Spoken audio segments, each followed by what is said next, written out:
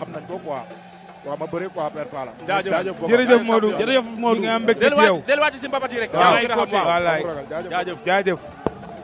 ayca père Pala combat bi Mohamed diggante Boy Jaxaw ak ki nga xamante ne mooy fils de Kati ndeysaan.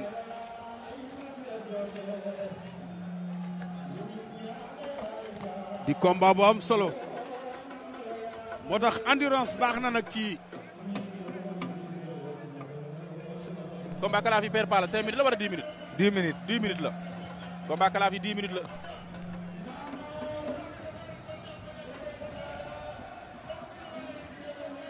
ndeysaan combat baa ngi nii.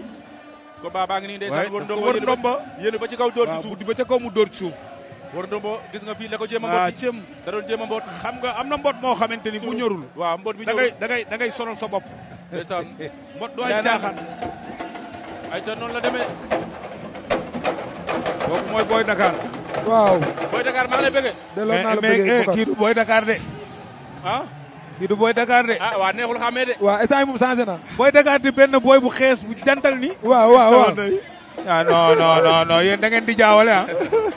instant yii dañu maa changé. kii Boy Dakar. waaw dañ ko changé.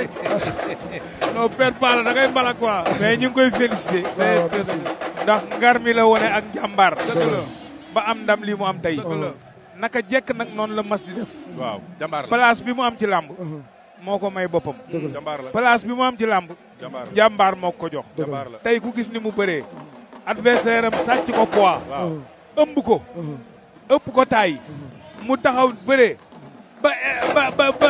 ba daan adversaire am. te teewul mi ngi dem ci docteur bi di ñëw. loolu ngar mi dëgg la. dëgg la kon ñu ngi koy féliciter di ko encourager. di wax ni Boy Dakar liñ doon xool ci moom ba tey toujours égal lui-même. ñu ngi lay nuyu. waaw père Pala ñu ngi lay fay ñu ngi nuyu sama père ak Boucar. nuyu waa Ñaar Tali bu baax a baax a baax. waa Ñaar Tali aw ma seen fay. tey yii nii baxan rek laa war a joxe. parce que soo seetloo Dakar dafa bëri ay défaite.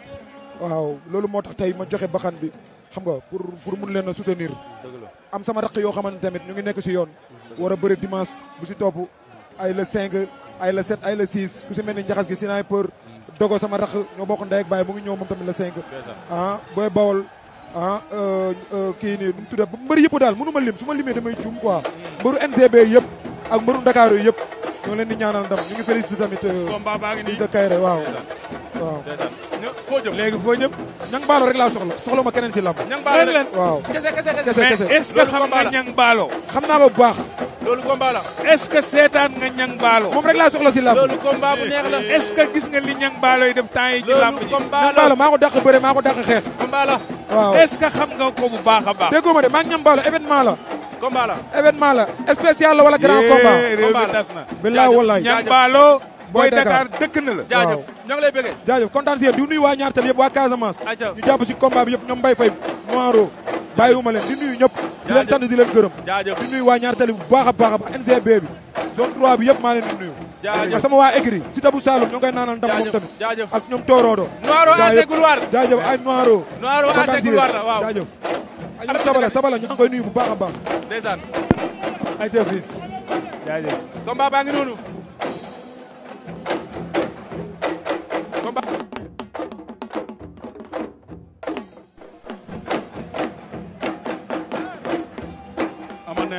ama neex mooy tuus. ama neex mooy waajal pour tuus.